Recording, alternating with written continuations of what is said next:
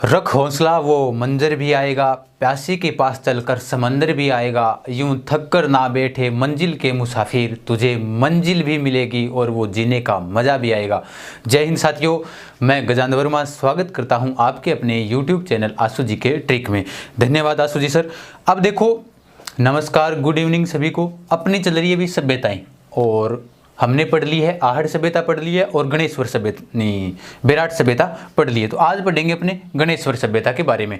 तो चला हम करा शुरू।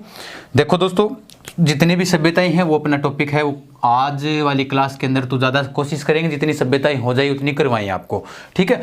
तो जैसे महत्वपूर्ण सभ्यता थी कालीबंगा थी, आहड़ थी और बेराट थी, वो तो करवा दी है। अब गणेश्वर है, उसके बाद रंगमहल सभ्यता है। ये छोटी छोटी जितनी भी सभ्यताएं हैं वो सारी करवा दी जाएगी आपको, ठीक है। तो गणेश्वर सभ्यता के अगर बारे में अपनी बात करें तो गणेश्वर सभ्यता है कहाँ पर दिखाई दे रहा है क्या सभी को साफ? देखो गणेश्वर सभ्यता, देखो सभी कह रहे हैं सर, कई बार कहते हैं साफ दिखाई नहीं दे रहा, दिखाई नहीं दे रहा। तो दिखाई से संबंधित देखो कुछ क्वालिटी अपनी बढ़ा लो। अभी लॉकडाउन चल रहा है तो बाजार अभी ऑफ है, सही लेकर कहाँ से आए, ठीक है। फिर भी कोशिश करते हैं आपके लिए। तो गणेश्वर सभ्यता के बारे में अपनी बात करें तो गणेश्वर सभ्यता वर्तमान में है सीकर जिले में। कहाँ है भाई? वर्तमान में सीकर जिले के अंदर है। वर्तमान में सीकर जिले में कौन सी सभ्यता है? गणेश्वर सभ्यता। सीकर जिले के अंदर खंडेला की पहाड़ियाँ, कौन सी पहाड़ियाँ? खंडेला की पहाड़ियाँ। खंडेला की पहाड़ियाँ महत्वपूर्ण सभ्यता है। यहाँ से कुछ एक चीज़ें मिली हमें, वो कुछ एक ऐसी चीज़ें मिली हैं जो और कहीं पर नहीं मिली। तो खंडेला की पहाड़ियाँ, ठीक है। रेवासा गांव, गांव कौन सा है? रेवासा गांव है।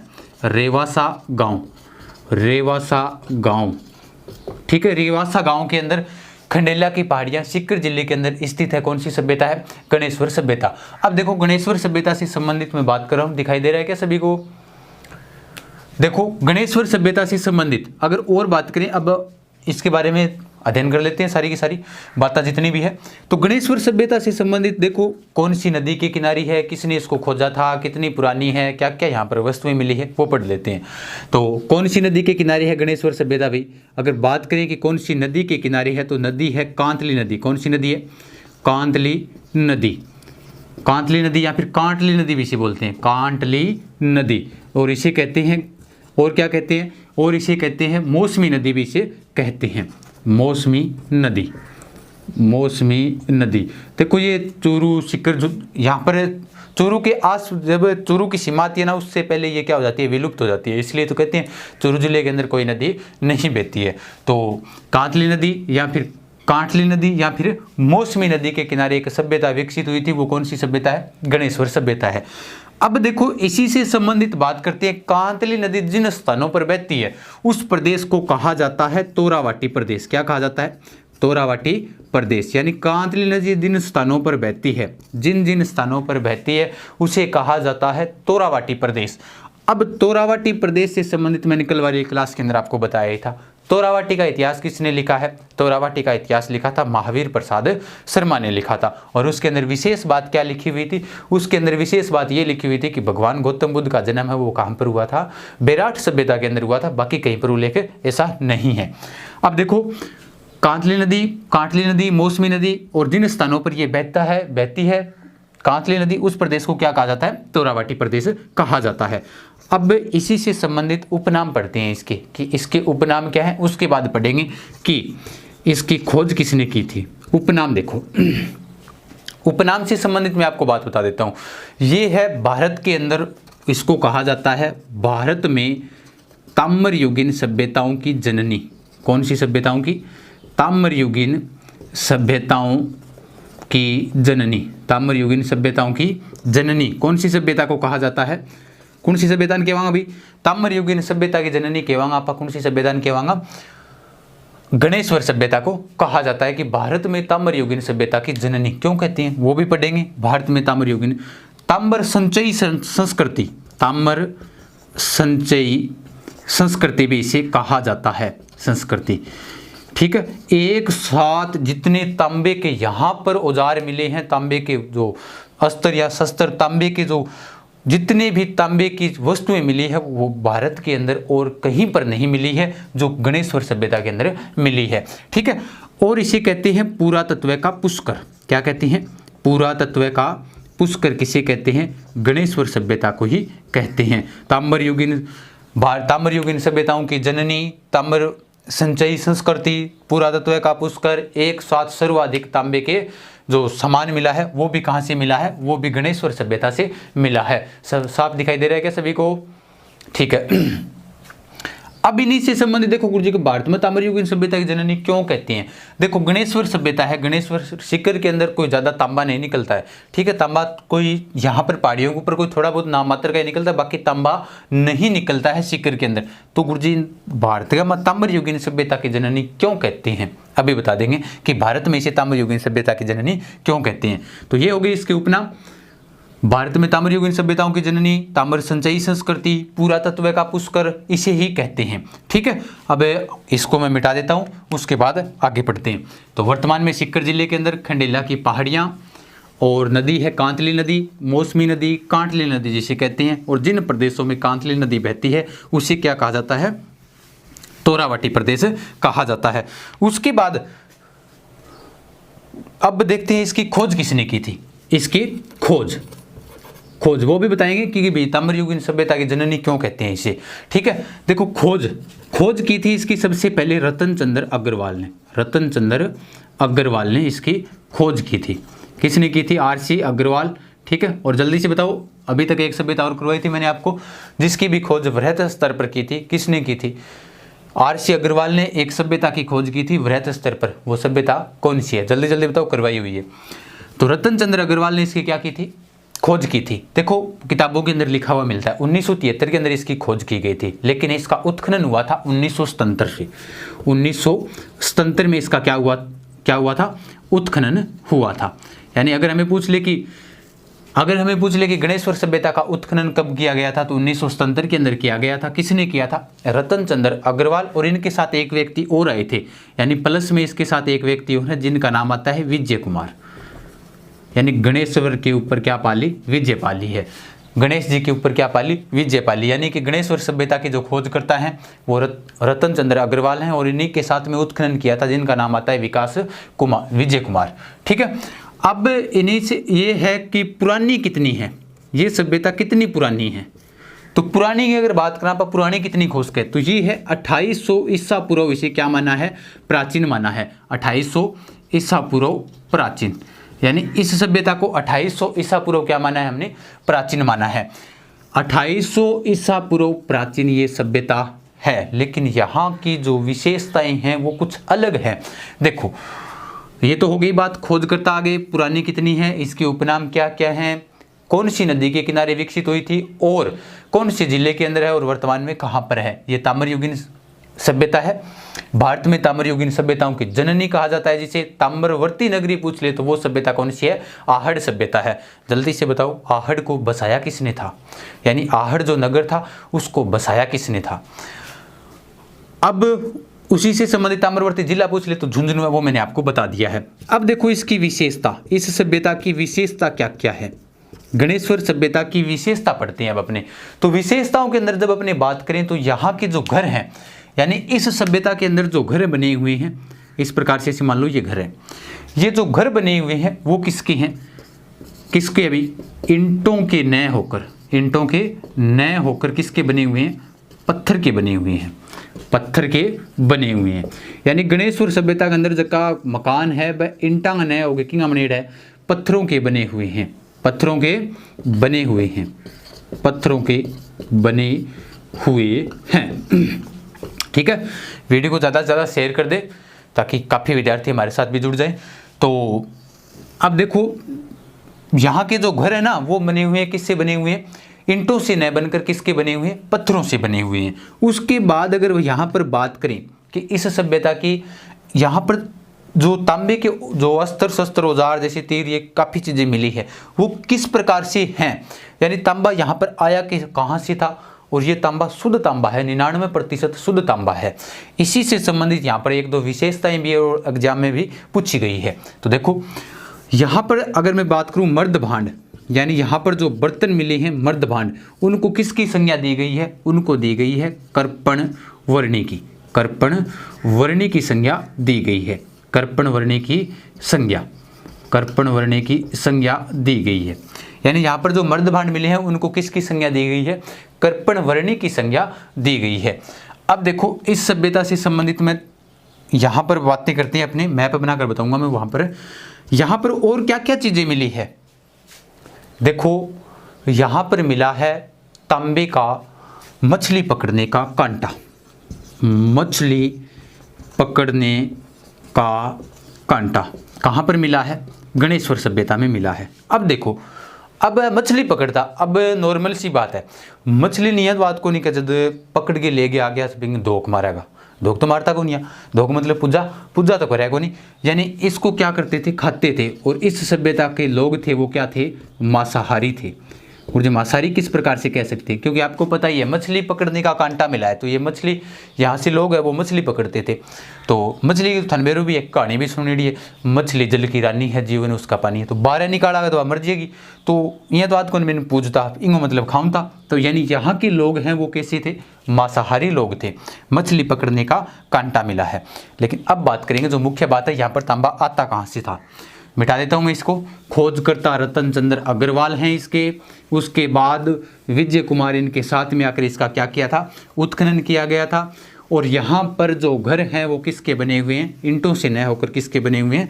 पत्थरों से बने हुए हैं। उसके बाद मछली पकड़ने का यहाँ पर क्या मिला है? कांटा मिला है। अब बात करते हैं कि इस सभ्यता के अंदर तांबा आता कहाँ से था। अब इस प्रकार से ये हो गया अपना राजस्थान, ठीक है। यहाँ पर है कौन सा जिला आ गया अपना? सीकर आ गया, ठीक है, ये हो गया सीकर। और यहीं पर है अपनी कौन सी सभ्यता है? गणेश्वर सभ्यता। गणेश्वर सभ्यता 8 होगी गणेश्वर सभ्यता।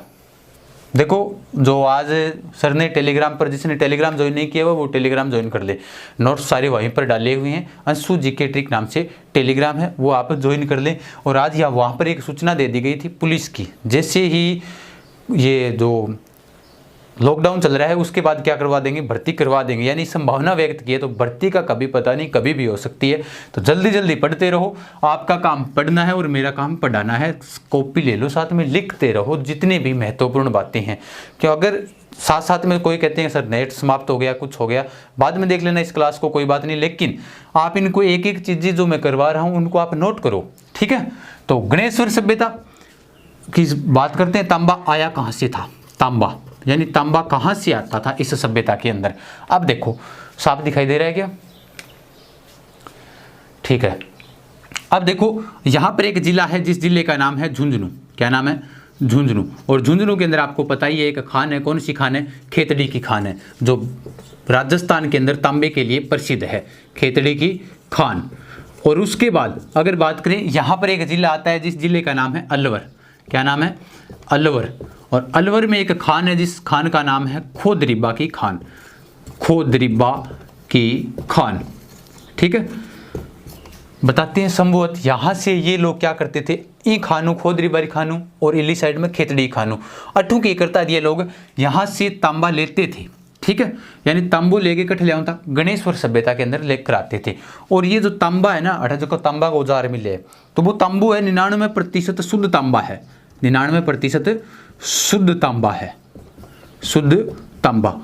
अब देखो 99% शुद्ध तांबू है, तो यानी यहाँ के लोग हैं वो मिश्रित, जो भी कोई और धातु मिश्रित कर ले तो मिश्रित से ये कोई परिचित नहीं थे, यानी अन्य धातु से परिचित नहीं थे, अन्य धातु से परिचित नहीं थे। ये मैं बात किसकी कर रहा हूँ? परिचित नहीं थे, मिश्रण से संबंधित बात कर रहा हूँ मैं, ठीक है। यानी मिश्रण, यानी तांबा के अंदर तो हम और भी कुछ चीज मिला इसका, लेकिन ये तांबा है वो 99% शुद्ध तांबा है। तो यानी यहाँ के लोग थे वो अन्य धातु से परिचित नहीं थे। लेकिन अगर हमें पूछ भी ले कि जो गणेश्वर सभ्यता है उसके अंदर तांबा आता कहाँ से था, तो बुक तांबू हम तो खोदरिबाई खान है अलवर के अंदर, खेतड़ी की खान है झुंझुनू के अंदर, और यहाँ से ये तांबा आता था गणेश्वर सभ्यता के अंदर आता था। ये हो गई बात। मछली पकड़ने का यहाँ पर कांटा मिला है, वो भी किसका है? तांबे का है। और यहाँ पर क्या मिले हैं? तांबे का क्या मिला है? तीर मिला है। तीर याद आई, तीर से एक बात याद आई कि शायरी का तो पता नहीं जनाब, लेकिन मुँह से तीर चलाते हैं किसी के दिल पर, किसी के दिल पर ठोस लग जाती है तो किसी के दिल पर मरहम लगाते हैं। ठीक है, यानी कि शायरी को तो बेरोको नहीं, लेकिन शब्दों से तीर जरूर चलाते हैं। करो वाह सारा। ठीक है, तीर यानी यहां से क्या मिला है, तीर मिला है। तीर वो भी किसका है, तांबे का है। तांबाऊ के मिली हुए, कुल्हाड़ो भी मिली हुए। ठीक है, भांसो ना, जल्दी जल्दी लिखते रहो, इन्हें साथ में समझते रहो। तांबे का कुल्हाड़ा भी मिला है, तांबे के औजार भी मिले हैं। यहाँ पर तांबे के औजार कहाँ से मिले हैं, गणेश्वर सभ्यता से मिले हैं। देखो ये जो सभ्यता है, यहाँ पर जो घर मैंने बताए थे आपको, घर कैसे हैं, ईंटों का प्रयोग नहीं किया गया है, और वहाँ पर यानी जगह घर है, घर के अंदर पत्थर को प्रयोग ज़्यादा करेडो है। तो उत्खनन के दौरान इस सभ्यता के अंदर हमें पत्थर के बांध भी प्राप्त हुए हैं। क्या हुए हैं, पत्थर के, दिखाई दे रहा है, पत्थर के बांध। पत्थर के बांध अगर हमें पूछ ले कहाँ पर प्राप्त हुए हैं, पत्थर के बांध प्राप्त हुए हैं, प्राप्त हुए हैं। कौन सी सभ्यता से, गणेश्वर सभ्यता से। अब देखो मछली पकड़ने का जो कांटा मिला है उससे अनुमान लगाया जाता है कि भी कांतली नदी है जिसकी हटकर दिल्ली बेउंती यानी नित्यवाही नदी थी, और यहीं पर अपना जैसे मछली पकड़ने का कांटा मिला है तो उनको पकड़कर अपना जीवन यापन करते थे। तांबे की यहाँ पर पेचदार पिने भी मिली है, वो भी बात कौन सी सभ्यता की है, गणेश्वर सभ्यता की है। ठीक है, तो ये थी अपनी आज की कौन सी सभ्यता है, गणेश्वर सभ्यता। और भी पढ़ेंगे अभी। देखो गणेश्वर सभ्यता को एक बार दोबारा गौर से देख लो, सुन लो सारे, कि गणेश्वर सभ्यता, क्योंकि उसके बाद अपने और भी सभ्यता है महत्वपूर्ण, वो भी साथ साथ में आज पढ़ेंगे। गणेश्वर सभ्यता सीकर जिले के अंदर है, रेवासा गांव, खंडेला की पहाड़ियों में। ठीक है, कौन सी नदी के किनारे उत्पन्न हुई थी, कांतली नदी के किनारे उत्पन्न हुई थी। उसके बाद रतन चंद्र अग्रवाल ने इसकी क्या की थी, खोज की थी, और इनके साथ में आए थे विजय कुमार। इसको ताम्रयुगीन सभ्यता की जननी भी कहते हैं, पुरातत्व का पुष्कर कहते हैं। भारत में ताम्र संचयी संस्कृति भी इसे कहा जाता है। एक साथ सर्वाधिक तांबे के उपकरण इसी सभ्यता से मिले हैं। ठीक है, और यहाँ का जो तांबा है वो 99% शुद्ध तांबा है। उसके बाद ये तो आए गए कि तांबा आता कहाँ से था, मछली पकड़ने का कांटा मिला है। ठीक है, तो इस प्रकार की जो विशेष बातें हैं वो गणेश्वर सभ्यता से संबंधित थी। अब इसे मैं मिटा देता हूं। ठीक है, तो ये थी अपनी गणेश्वर सभ्यता। मछली पकड़ने का कांटा मिला है, ये बताई दिया आपको 2-3 बार, ये महत्वपूर्ण है, थोड़ा सा ध्यान में रखना, मछली पकड़ने का कांटा। अब पढ़ेंगे अपने आगे वाली सभ्यता। अब पढ़ लेते हैं हनुमानगढ़ के अंदर एक और सभ्यता है। कौन सी सभ्यता है, रंगमहल सभ्यता। अब पढ़ेंगे रंग महल सभ्यता। सभ्यता दिखाई दे रहा है कि रंग महल सभ्यता नाम। ठीक है, तो रंग महल सभ्यता है कहाँ पर, इनसे संबंधित सारी बातें अपने पढ़ लेंगे। अब रंग महल सभ्यता है हनुमानगढ़ जिले के अंदर। कहाँ पर है, हनुमानगढ़ जिले में। हनुमानगढ़ जिले में है कौन सी सभ्यता, रंग महल सभ्यता। देखो कालीबंगा भी महत्वपूर्ण सभ्यता है। तो कालीबंगा तो देखो भाई सिंधु घाटी सभ्यता की तीसरी राजधानी जिसे मानते हैं अपने। ठीक है, तो वो तो होनी है महत्वपूर्ण, लेकिन रंगमहल सभ्यता भी कुछ महत्वपूर्ण है। यहाँ पर कुछ एक मूर्तियाँ मिली है वो बहुत ही महत्वपूर्ण है, और यहाँ पर कुछ एक सिक्के भी मिले हैं। हनुमानगढ़ जिले के अंदर है कौन सी सभ्यता, रंगमहल सभ्यता। कौन सी नदी के किनारे उत्पन्न हुई थी, तो ये हुई थी घग्गर नदी के किनारे उत्पन्न हुई थी। कौन सी नदी के किनारे की बात कर रहा हूँ, घग्गर नदी के किनारे ये सभ्यता उत्पन्न हुई थी। दिखाई दे रहा है एकदम साफ। ठीक है, तो घग्गर नदी जिसको क्या कहते थे प्राचीन समय के अंदर, सरस्वती नदी कहते थे।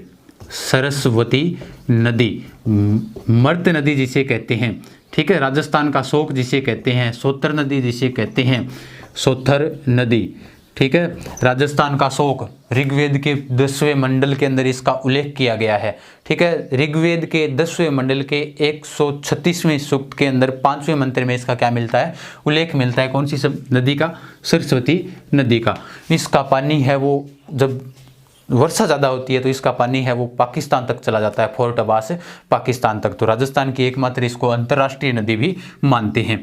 तो ये घग्गर नदी के किनारे विकसित हुई थी कौन सी सभ्यता, रंगमहल सभ्यता। कालीबंगा भी सभ्यता बा भी कट्ठा विकसित हो रही है, बा भी विकसित हो रही है, तो बा हो रही है इसी नदी के किनारे विकसित हो रही है। ठीक है, अब इसके उत्खनन करता है वो थोड़ी अलग है, क्योंकि कालीबंगा सभ्यता के कौन थे, बीवी लाल और बीके थापर थे। लेकिन इस सभ्यता के जो उत्खनन करता है वो स्वीडिश दल के हैं।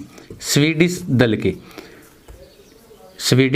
दल के कौन है, डॉक्टर हन्ना रिड। डॉक्टर हन्ना रिड। ठीक है, लुंड विश्वविद्यालय के ये प्रोफेसर थे, यानी इसके साथ में और भी व्यक्ति आए थे। ठीक है, हन्नारिड के साथ एक होलंबर नाम कर एक व्यक्ति और था, होलबर, एक था एरिस्किन। 3 व्यक्ति हैं इसके, एक हो गया एरिस्किन, ये 3 व्यक्ति हैं। इस सभ्यता का क्या किया था इन्होंने? उत्खनन किया था, रंगमहल सभ्यता का। कब किया था इसका उत्खनन? तो उन उत्खनन करियो 1952 ईस्वी के अंदर करियो। देखो, जैसे विद्यार्थी कुछ एक कमेंट कर रहे थे, सर फास्ट बहुत पढ़ाते हो। और फास्ट पढ़ लो, पढ़ाई करनी है हमें, तो जब तक ये क्लास चल रही है पढ़ते रहो। सिर्फ मजाक करना आप कदी कर लियो मजाक, लेकिन आप पहला थारो लक्ष्य है, देखो के लक्ष्य है, यानी पहले आप कामयाब हुआ तो मजाक तो कभी कर लेना, लेकिन सिर्फ पढ़ना है, पढ़ने से संबंधित मैं बातें कर रहा हूँ। तो कुछ एक विद्यार्थी कह रहे थे सर फास्ट बहुत पढ़ाते। फास्ट नहीं है, आप आराम से देख लेना, दोबारा इस क्लास को देखो, 3 बार देखो, लेकिन आप ये देखो कि जैसे 40 मिनट की क्लास है या फिर 45 मिनट के या 1 घंटे की क्लास है, मैटर आपको कितना मिल रहा है वो महत्वपूर्ण होता है। तो स्वीडिश दल के व्यक्ति थे, 1952 ईस्वी के अंदर इसकी खोज की थी। डॉक्टर हन्नारिड, होलबर और एरिस्किन इसके साथ आए थे। ये लुंड विश्वविद्यालय के क्या थे? प्रोफेसर थे। अब देखो, अभी सवाल नहीं पूछा आपसे ना, तभी आप कमेंट थोड़ी कम कर रहे हो। सवाल पूछ लेते हैं अभी आपको।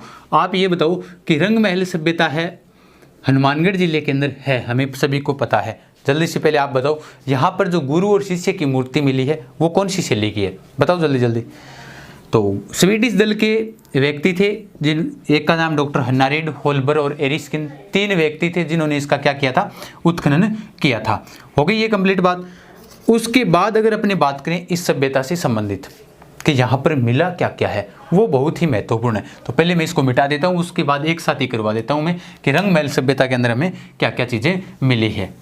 तो लिख लिया आपने, डॉक्टर हन्नारिड हनुमानगढ़ जिले के अंदर है, सरस्वती नदी के किनारे विकसित हुई थी। प्राचीन समय में सरस्वती नदी जिसे बोलते थे, मर्त नदी, सोत्र नदी, राजस्थान का शोक, राजस्थान की एकमात्र अंतर्राष्ट्रीय सीमा रेखा को पार करने वाली नदी, वो भी कौन सी है? सरस्वती नदी, जिसे वर्तमान में घग्गर नदी कहते हैं। अब देखो यहाँ की विशेषता, ये बात महत्वपूर्ण। रंगमहल सभ्यता, ये ना सोच लिया गुरुजी छोटी सभ्यता है, छोटी नहीं है, विशेष बातें हैं। यहाँ से मिले हैं हमें सिंधु सभ्यता के अवशेष। कौन सी सभ्यता के? सिंधु सभ्यता के अवशेष। आज तो दिखाई दे रहा है अभी सभी को, कोई दिक्कत नहीं है, मार्कर चेंज किया हुआ है आज, सभी को दिखाई दे रहा है क्या? बताओ भी जल्दी जल्दी।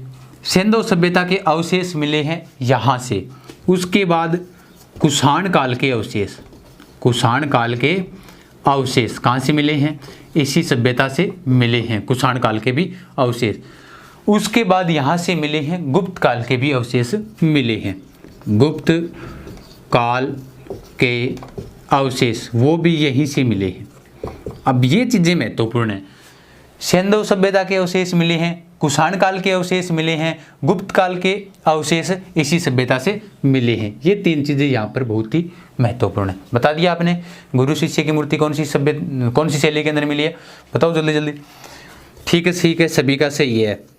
गुरु शिष्य की मूर्ति, कल भी बताया था मैंने, याद रख लेना।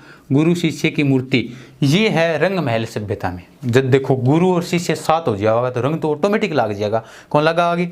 तो गुरु शिष्य की जो मूर्ति मिली है वो मिली है रंगमहल सभ्यता के अंदर। कौन सी शैली के अंदर मिली है? शाबाश, वेरी गुड, गांधार शैली के अंदर मिली है। कौन सी शैली है? गांधार शैली है। कौन सी शैली है भाई? गांधार शैली है। किसकी बात कर रहा हूँ? गुरु शिष्य की मूर्ति की बात कर रहा हूँ। कौन सी शैली में? गांधार शैली में। कल आपको बताया था कि भगवान गौतम बुद्ध की जो मूर्ति मिली है वो कौन सी शैली के अंदर मिली है? तो भगवान गौतम बुद्ध की जो मूर्ति मिली है वो मिली है हमें मथुरा शैली के अंदर मिली है। ठीक है। गुरु शिष्य की मूर्ति मिली है यहाँ से गांधार शैली में। उसके बाद यहाँ पर और भी चीज़ मिली है, भगवान श्री कृष्ण की मूर्ति मिली है। किसकी मूर्ति मिली है? कृष्ण जी की मूर्ति, गोवर्धन कृष्ण जी की मूर्ति। बताते हैं इन्होंने हाथ के अंदर क्या उठा रखा है? गोवर्धन पर्वत को उठा रखा है। हाथ में गोवर्धन पर्वत को उठा रखा है। किसको उठा रखा है? हाथ में गोवर्धन पर्वत को उठा रखा है। किसने भाई? श्री कृष्ण ने। उसके बाद यहाँ से मिले हैं कनिष्क फर्स्ट, एक तो थे कनिष्क फर्स्ट और एक हैं कनिष्क थर्ड की मुद्राएं मिली है। जल्दी से बताओ आप, कनिष्क कौन से वंश के राजा थे? कनिष्क थर्ड, कनिष्क थर्ड, इनके क्या मिले हैं? सिक्के मिले हैं, सिक्के मिले हैं। कनिष्क फर्स्ट और कनिष्क थर्ड के यहाँ पर क्या मिले हैं? सिक्के मिले हैं। आप ये बताओ कि ये कनिष्क कौन से वंश के राजा थे? जल्दी से बताओ कि कनिष्क कौन से वंश के राजा थे और इन्होंने एक संवत चलाया था। ठीक है, कब चलाया था, क्या नाम था? कमेंट कर ये आप बताओगे कि कनिष्क ने एक संवत चलाया था, उसका क्या नाम था, कब चलाया गया था, वो आप बताओ जल्दी जल्दी। उसके बाद दिखाई दे रहा है? ठीक है, तो कनिष्क फर्स्ट और कनिष्क थर्ड के यहाँ पर सिक्के मिले। और बताते हैं यहाँ पर चौहान वंश के संस्थापक, कौन से चौहान वंश? अजमेर के चौहान वंश के संस्थापक वासुदेव। कौन थे? वासुदेव। रणथंभौर के कौन है भाई, जल्दी बताओ? रणथंभौर चौहान के संस्थापक वासुदेव। तो वासुदेव के क्या मिले हैं? यहाँ पर सिक्के मिले हैं, सिक्के मिले हैं। अब देखो, इनसे आप याद क्या रखना है, ये यहाँ से आपको याद रखना है कि एक तो सिंधु सभ्यता का अवशेष मिले, कौन सी सभ्यताओं मिले? रंगमहल सभ्यताओं मिले। कुषाण काल का अवशेष कठू मिले? रंगमहल सभ्यताओं। गुप्त काल के अवशेष कहाँ से मिले हैं? रंगमहल सभ्यता से। गुरु शिष्य की जो मूर्ति मिली है ये बहुत ही महत्वपूर्ण है। ठीक है, गुरु शिष्य की मूर्ति कौन सी शैली के अंदर मिली है? ये हमें गांधार शैली के अंदर मिली है। उसके बाद यहाँ से क्या मिला है? कृष्ण जी की मूर्ति मिली है। हाथ में क्या उठा रखा है? गोवर्धन पर्वत उठा रखा है। कनिष्क फर्स्ट और कनिष्क थर्ड के क्या मिले हैं? यहाँ से सिक्के मिले हैं। वासुदेव के जो चौहान वंश का संस्थापक वासुदेव के भी बताते हैं यहाँ पर क्या मिले हैं? सिक्के मिले हैं। ये थी अपनी रंगमहल सभ्यता। और भी बातें रह गई इसी संबंधित, एक बार मैं इसे मिटा देता हूँ, तो याद रखना इसे आप। ये रंगमहल सभ्यता, 3 सभ्यताओं के यहाँ से क्या मिले हैं? उल्लेख मिले हैं। यानी कि गुप्त काल के भी मिले हैं, यहाँ से सिंधु सभ्यता के, 3 सभ्यता बोल दिया। देखो, सिंधु सभ्यता के अवशेष मिले हैं, गुप्त काल के, कुषाण काल के। ठीक है, बता रहे हो भी कुषाण वंश का राजा था, कौन था? कनिष्क। ठीक है, अब उसके बाद अगर अपने बात करें तो यहाँ पर 105 क्या मिली है? तांबे की मुद्राएं। 105 तांबे की मुद्राएं मिली है। ठीक है, 105 क्या मिली है? तांबे की मुद्राएं मिली है। उसके बाद यहाँ पर 2 सिल मिली है तांबे की, 2 सिल मिली है, किसकी? तांबे की, तांबे की 2 सिल मिली है तांबे की। इन तांबे की सिलों को लुंड संग्रहालय के अंदर रखवा दिया गया है। ये बात चल रही थी अपनी रंगमहल सभ्यता से संबंधित। अब देखो, यहाँ पर एक अलग प्रकार को कप मिली है। क्या मिला है? कप मिला है। इस प्रकार से, ऐसे मान लो ये कप है। ठीक है, यहाँ पर भी एक व्यक्ति का चित्र है। किसका चित्र है? व्यक्ति का चित्र। और यहाँ पर भी एक क्या है? व्यक्ति का चित्र है। इस स्थान पर भी व्यक्ति का चित्र। किसकी बात कर रहे हैं? ये बात कर रहे हैं रंगमहल सभ्यता की। तो यहाँ पर भी एक व्यक्ति का चित्र है और यहाँ पर भी दोनों तरफ इस गिलास के किसका चित्र है? व्यक्ति का चित्र है। तो ये अलग प्रकार से यहाँ पर एक क्या मिला है? हमें कप भी मिला है। तो ये थी अपनी रंगमहल सभ्यता। देखो, रंगमहल सभ्यता को एक बार दोबारा रिपीट करवा देता हूँ। रंगमहल सभ्यता वर्तमान के अंदर कहाँ पर है? हनुमानगढ़ जिले के अंदर है। कौन सी नदी के किनारे है? घग्गर नदी के किनारे है। खोज किसने की थी? डॉक्टर हन्ना रेड्डी ने। और इसके साथ कौन आए थे? एरिक्सन और होलबर नाम के व्यक्ति आए थे। अब उसके बाद यहाँ से गुप्त काल के अवशेष मिले हैं, कुषाण काल के अवशेष मिले हैं, और यहाँ से कनिष्क प्रथम व कनिष्क थर्ड की क्या मिली है? मुद्राएं मिली है। वासुदेव चौहान के बताते हैं यहाँ पर सिक्के मिले हैं। गुरु और शिष्य की मूर्ति मिली है गांधार शैली के अंदर। भगवान श्री कृष्ण की मूर्ति मिली है, जिसके अंदर मथुरा शैली भी है। उस भगवान श्री कृष्ण की जो मूर्ति मिली है ना, हाथ में पर्वत उठाकर लिए हुए हैं, उसके अंदर मथुरा शैली भी है, मथुरा शैली। और साथ में कौन सी है? गांधार शैली, मिश्रित शैली है। ठीक है, और ये शैली बताते हैं कि कौन से वंश से संबंधित है? ये गुप्त काल से संबंधित है। कौन से काल से संबंधित है? गुप्त काल से। ये भगवान श्री कृष्ण की मैं बात कर रहा हूँ। ठीक है, जो मूर्ति मिली है। तो मथुरा एक अपना जिला भी है, यूपी का जिला है, जो राजस्थान के साथ सीमा बनाता है, यानी यूपी के 2 जिले सीमा बनाते हैं, कौन कौन सी, आगरा और मथुरा। तो मथुरा जिला है वो राजस्थान के साथ क्या बनाता है, सीमा बनाता है। ठीक है, तो मथुरा शैली के अंदर और गांधार शैली के अंदर जो गुप्त काल की है वो मूर्ति किसकी मिली है, हमें भगवान श्री कृष्ण की मूर्ति यहीं से मिली है। तो ये थी अपनी कौन सी सभ्यता थी, रंगमहल। उसके बाद यहाँ पर और क्या क्या चीज़ें मिली है देखो, तो वो आपने रिपीट कर ली सारी कि को रंगमहल से क्या क्या चीज़ें मिली है। और इससे संबंधित एक बात और मिलती है हमें, वो आप नोट लगाकर जरूर लिखना कि ये जो रंगमहल सभ्यता है ना, उसको 3 बार बसने के और 3 बार उजड़ने के साक्ष्य मिले हैं। 3 बार बसने के और 3 बार उजड़ने के साक्ष्य, 3 बार उजड़ने के साक्ष्य मिले हैं। ठीक है, 3 बार बसने और 3 बार उजड़ने के साक्ष्य मिले हैं। वो भी कौन सी सभ्यता से मिले हैं, वो भी रंगमहल सभ्यता से मिले हैं। तो व्यक्ति वाली बात होगी, व्यक्ति का चित्र है इस तरफ और कप के दूसरी तरफ भी किसका चित्र है, व्यक्ति का चित्र है। और ये किससे संबंधित है, ये है कुषाण काल से संबंधित है। कौन से काल से, कुषाण काल से संबंधित है। सारी बायोडाटा है रंगमहल सभ्यता से संबंधित, वो सारी आपको बता दी जाएगी। और बताते हैं यहाँ पर एक यशोदाकृत अभिलेख भी मिला है, यशोदा यानी यशोदाकृत अभिलेख का भी अलंकरण किया गया है। ठीक है, यानी यशोदा की मूर्ति भी बताते हैं कोई कि यहाँ पर यशोदा की क्या मिली है, मूर्ति मिली है। तो ये थी अपनी रंगमहल सभ्यता, समझ में आ गई सभी को। ठीक है, जल्दी जल्दी बताओ भाई, जल्दी जल्दी बताओ, इनसे संबंधित कोई बायोडाटा नहीं रहा है रंगमहल सभ्यता से संबंधित। ठीक है, 3 बार बसने और 3 बार उजड़ने के अवशेष मिले हैं। विशेष प्रकार का घड़ा मिला है, विशेष प्रकार का क्या मिला है, घड़ा मिला है, विशेष प्रकार का घड़ा, यानी बिंग टूंटी लागेड़ी है। आपने को नहीं होगी जी, कैंपर हुआ पानी आरो बिंग को लागेड़ी हो टूंटी बी टाइप हुई अटके मिली है, विशेष प्रकार को घड़ों मिली है। अब पढ़ेंगे अपने आगे की सभ्यता। देखो उसके बाद अगर अपनी बात करें, ये तो हो गई रंगमहल सभ्यता। अब पढ़ लेते हैं अपने कौन सी सभ्यता पढ़ लें, अब पढ़ लें अपने बागोर सभ्यता। कौन सी सभ्यता पढ़ें भाई, बागोर, क्योंकि महत्वपूर्ण सभ्यता है बागोर। बागोर से संबंधित बात करें, बागोर, ठीक है, बागोर सभ्यता। देखो बागोर सभ्यता है भीलवाड़ा जिला के अंदर, कट है भीलवाड़ा जिले के अंदर है। कोठारी नदी के किनारे विकसित हुई थी ये सभ्यता। और इस सभ्यता से संबंधित जो महत्वपूर्ण बात है, यानी इसको कहा जाता है, मैंने आपको बताया था आहड़ सभ्यता को कहा जाता है मृतकों के टिल्ले की सभ्यता। तो बागोर कौन सी है, महासतियों का टिल्ला है। बागोर सभ्यता है वो है महासतियों का टिल्ला है। और यहाँ पर आदिम संस्कृति का संग्रहालय भी स्थापित किया गया है। 14 प्रकार की कृषि के अवशेष यहीं से मिले हैं। पाषाण काल का भारत का सर्वाधिक समृद्ध केंद्र बागोर सभ्यता ही था। तो लिख देता हूँ मैं ये सब, इससे संबंधित सारी बातें अभी आपको बता देता हूँ। तो बागोर सभ्यता है वर्तमान में कौन से जिले में है, भीलवाड़ा जिले में।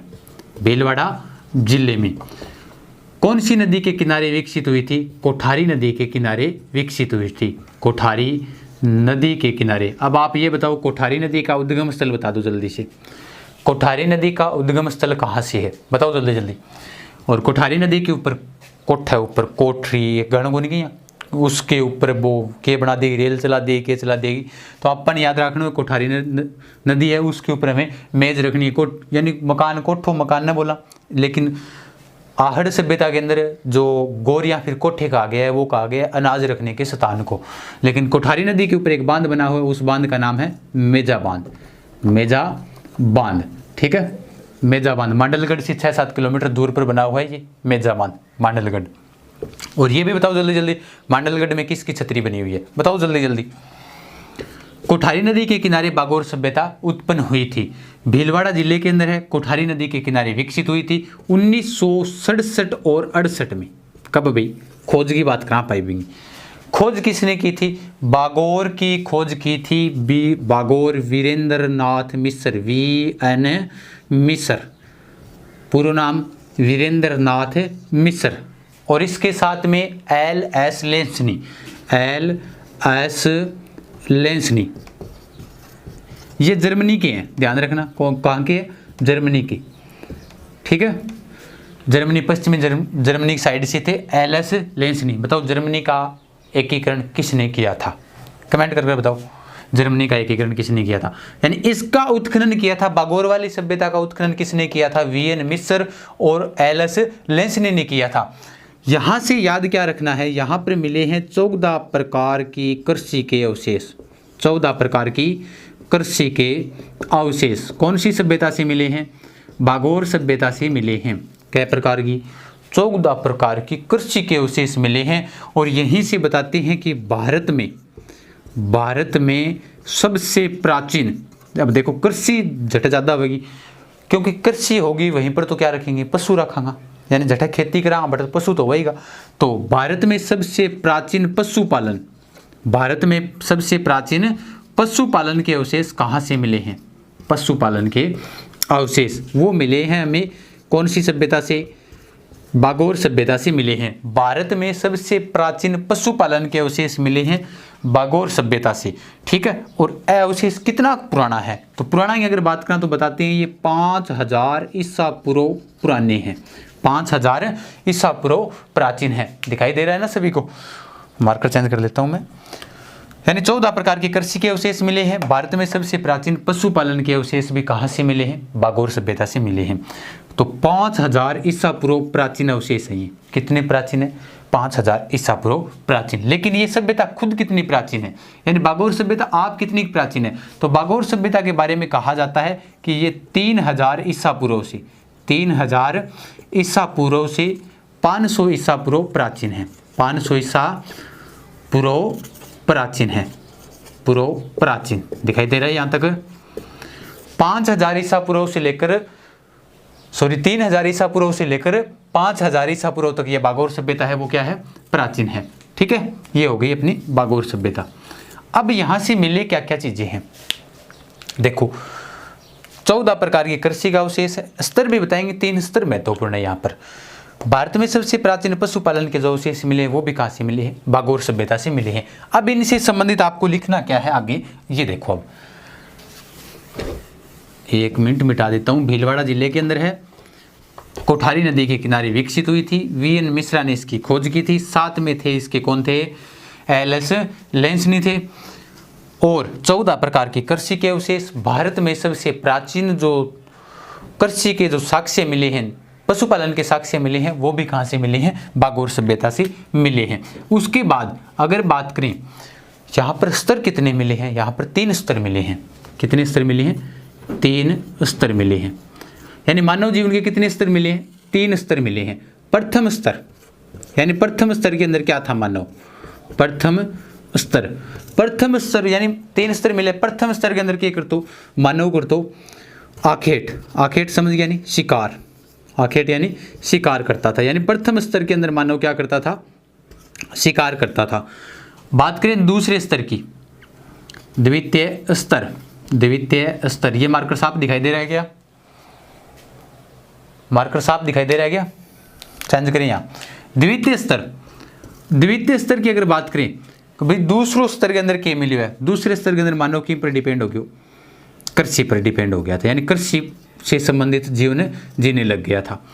उसके बाद जो तीसरा स्तर मिला है इस सभ्यता का, तृतीय स्तर, तृतीय स्तर, उसके अंदर वो क्या करने लग गया था, लास्ट के अंदर, लास्ट में मानव यहाँ पर क्या करने लग गया था, कृषि, कृषि पर क्या आधारित है, पशु, यानी पशुपालन भी करने लग गया था। यानी तो ये मानव की संस्कृति के जो 3 स्तर मिले हैं वो हमें मिले हैं कौन सी सभ्यता से मिले हैं, बागोर सभ्यता से मिले हैं। तो प्रथम स्तर के अंदर मानव क्या करता था, आखेट करता था, यानी शिकार करतो। दूसरे स्तर के अंदर क्या करतो, कृषि करतो। तीसरे स्तर के अंदर क्या करतो, पशुपालन करने लग गया था। इस प्रकार से उसके 3 स्तर यहाँ से गुजरे हैं। इसके जो उपनाम से संबंधित मैंने शुरुआत में आपको बोलकर ही बताया था, लिख और लेना। उपनाम इसको कहा जाता है महासतियों का टिल्ला, महासतियों का टिल्ला, महासतियों का टिल्ला। कौन सी सभ्यता को कहा जाता है, बागोर सभ्यता को कहा जाता है। उसके बाद इसको कहा जाता है, जैसे महासतियों का टिल्ला हो गया, आदिम संस्कृति का संग्रहालय, आदिम संस्कृति का संग्रहालय किसे कहा जाता है, बागोर सभ्यता को कहा जाता है। यानी आदिम संस्कृति का संग्रहालय महासतियों का टीला, ये बागोर सभ्यता को ही कहा जाता है। सबसे प्राचीन भारत में यहाँ से क्या मिले हैं, पशुपालन के अवशेष मिले हैं। ये सभ्यता 3000 ईसा पूर्व से लेकर 500 ईसा पूर्व तक प्राचीन है। जो पशुपालन के जो साक्ष्य मिले हैं वो मिले हैं हमें 5000 ईसा पूर्व से प्राचीन है। ठीक है, 3 स्तर मिले हैं, यानी मानव के जीवन के स्तर कितने मिले हैं, तो मानव के 3 स्तर मिले हैं। कितने स्तर मिले हैं, 3 स्तर मिले हैं। ठीक है, तो इसी से संबंधित ये पाषाण काल का सर्वाधिक महत्वपूर्ण केंद्र था कौन सा, बागोर सभ्यता।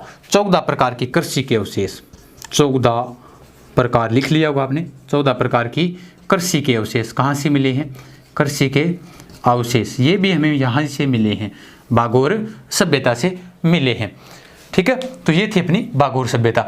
एक बार दोबारा देख लो बागोर सभ्यता को। बागोर सभ्यता वर्तमान में कहाँ पर है, भीलवाड़ा के अंदर है। वर्तमान में कहाँ पर है, भीलवाड़ा के अंदर है। कोठारी नदी के किनारे उत्पन्न हुई थी, जल्दी जल्दी आप बता रहे हो। ठीक है, कोठारी यानी कहाँ से उद्गम होता है कोठारी नदी का, ये कमेंट करके आपको भी बताना है, कमेंट करके भी बताना है ये। ठीक है, और उसके बाद यहाँ पर संस्कृति के 3 स्तर मिले हैं। महासतियों का टीला किसे कहा जाता है, बागोर को। और ध्यान रखना, मृतकों के टीले की सभ्यता है आहड़ सभ्यता। ठीक है, जबकि मैं था ना बताया नहीं, मेवाड़ के महाराजाओं का शमशान घाट वो अलग है। महासतियों का टीला है वो बागोर सभ्यता है। उसके बाद मृतकों को, जैसे मोहनजोदड़ो का अर्थ भी यही होता है, मृतकों का टीला होता है। ठीक है, तो 14 प्रकार की कृषि के अवशेष, महासतियों का टीला, आदिम संस्कृति का संग्रहालय भी यहाँ पर स्थापित किया जा चुका है। ठीक है, तो ये थी अपनी बागोर सभ्यता। बागोर सभ्यता का उत्खनन वीरेंद्रनाथ मिश्र ने किया था। लेकिन एक चीज और रहेगी, वो भी लिख ले लो, यानी यहाँ पर जो आभूषण मिले हैं, आभूषण, महिलाओं ने जो आभूषण पहन रखे या पुरुषों ने जो आभूषण पहन रखे हैं ना, हाथ या फिर कान में, हाथ या फिर कान के जो आभूषण है वो किसके, कांच के बने हुए हैं। किसके बने हुए हैं, कांच के बने हुए हैं। उसके बाद मैं इसे मिटा देता हूँ, ऊपर से 3 स्तर मिटा देता हूँ मैं। यानी जो महिला अठ जो वस्त्र पहन रखे है नहीं, यानी जो वस्त्र नहीं सॉरी आभूषण पहन रखे है, बैकिंग है जगह आभूषण पे रखे बदबे है कांच के बने हुए हैं। ठीक है, यानी हाथ और कान के आभूषण, हाथ और कान के आभूषण किसके बने हुए हैं, आभूषण वो बने हुए हैं, कांच के बने हुए हैं। किसके बने हुए हैं, कांच के बने हुए हैं। उसके बाद थोड़ी सी एक बात और रह गई थी, यहाँ पर महत्वपूर्ण बात है, भूल जाते हैं कभी कभार, क्योंकि जितनी सभ्यताएं होती हैं उनमें से 1-2 बातें रह जाती है, लेकिन कोशिश यही करते हैं कोई बात रहे ना। ये नोट लगा कर लिख लेना आप। ठीक है, घणों मोटो ना लगाइयो, 100 को नोट लगा लियो। ठीक है सारा। तो अगर बात करा तो 8 मिली हुई कंकाल, कंकाल क्या मिला है भाई, कंकाल। तो कंकाल के ऊपर क्या, आगे क्या है, कंकाल के ऊपर दीवार है। कंकाल के ऊपर क्या है, दीवार। जैसे इस प्रकार से मान लो वो गड्ढा हो गयो। ठीक है, इन गड्ढा के अंदर क्या मिली हुई, कंकाल मिली हुई, एक व्यक्ति है। ठीक है, वो हो गयो व्यक्ति। ठीक, इन ऊपर की है, इन ऊपरी प्रकार की है, दीवार है। मतलब कि यानी कि समाधि के अवशेष है, समाधि का अवशेष, समाधि का अवशेष वो भी कहाँ से मिला है, हमें बागोर सभ्यता से ही मिला है। ठीक है, सब यानी कंकाल, एक कंकाल मिले अपन बालाथल सभ्यता के अंदर, वो ध्यान में रखना है। वो तो ध्यान में रखना ही है कि भी इन ऊपर दीवार है, लेकिन जो बालाथल सभ्यता उदयपुर के अंदर जो कंकाल मिला है उसके अंदर क्या है, उस कंकाल के अंदर कुष्ठ रोग के प्रमाण है। यानी 4000 ईसा पूर्व प्राचीन वो कंकाल है, और उस समय बताते हैं उस कंकाल के अंदर किसका प्रमाण है, कुष्ठ रोग का प्रमाण है। और इस कंकाल के ऊपर क्या है, दीवार बनाई गई है। यानी इसका मतलब ये हुआ यहाँ पर समाधि के अवशेष मिले हैं। उसके बाद यहाँ पर जो घर है वो किसके बने हुए हैं, पत्थर के बने हुए हैं। घर किसके बने हुए हैं, पत्थर के। गणेश्वर सभ्यता में थे ना, उसी प्रकार से यहाँ पर घर किसके बने हुए हैं, पत्थर के बने हुए हैं। और स्वास्तिक के चिन्ह भी मिला है, स्वास्तिक का चिन्ह, ये तो लगभग जैसे कालीबंगा सभ्यता में भी मिला है स्वास्तिक का चिन्ह। तो स्वास्तिक को चिन्ह, स्वास्तिक चिन्ह यही होता है। ठीक है, तो स्वास्तिक का चिन्ह यानी इंगो मतलब कि अठग लोग जो कहा अंधविश्वास में भी गौर रखता। यानी कि भी अंधविश्वास वैसे तो अपना अपना धर्म अलग होता है, लेकिन मानते हैं इतिहासकार की भी स्वास्तिक को चिन्ह यानी अंधविश्वास यानी पूजा थी यहाँ पर, यानी वास्तु दोष या फिर कोई दोष दास हो जाए जब कौन मनाई कराएंगे इसिया करती। तो यानी वास्तु दोष दूर करने के लिए किसका प्रयोग करते थे, स्वास्तिक के चिन्ह का प्रयोग करते थे। ये बात आप लिख लेना कंकाल वाली। ठीक है, जो दीवार है उसके आगे लिखी बनाई हुई है कंकाल के। और अगर हमें पूछ ले कि कुष्ठ रोग के प्रमाण कौन सी सभ्यता से मिले हैं, तो वो मिले हैं बालाथल सभ्यता से। बालक के सिर में 6 छेद, वो मिले हैं कहाँ से? कालीबंगा सभ्यता से। तो ये थी अपनी आज की तीसरी सभ्यता, बागोर सभ्यता। तीनों सभ्यता आशा करता हूँ समझ में आ गई होगी सभी को, कुछ भी बात नहीं छोड़ी है मैंने जो इन सभ्यताओं से संबंधित थी। तो दोस्तों अब चलते हैं, कैसी रही आज की क्लास कमेंट बॉक्स में आप अपना जवाब जरूर देंगे। उसके बाद साथ में आपको ये भी बताना है कि तीनों सभ्यताएं और 2 सभ्यताएं करवाई है, सारी की सारी संबंधित समझ में आ गई होगी आपको। उसके बाद ये जितनी भी सभ्यताएं हैं छोटी छोटी वो मैं कल करवा दूंगा, आगे धीरे धीरे क्लास लेकर आएंगे, उसी प्रकार से ये सभ्यताएं सारी मैं करवा दूंगा। तो दोस्तों कमेंट कर जितने भी प्रश्न पूछे वो भी आप उसका जवाब दिया करो। उसके बाद कैसी रही आज की आपकी क्लास ये भी कमेंट कर जरूर बताओगे। तो ठीक है दोस्तों, मिलते हैं फिर। जय हिंद, जय भारत, गुड नाइट।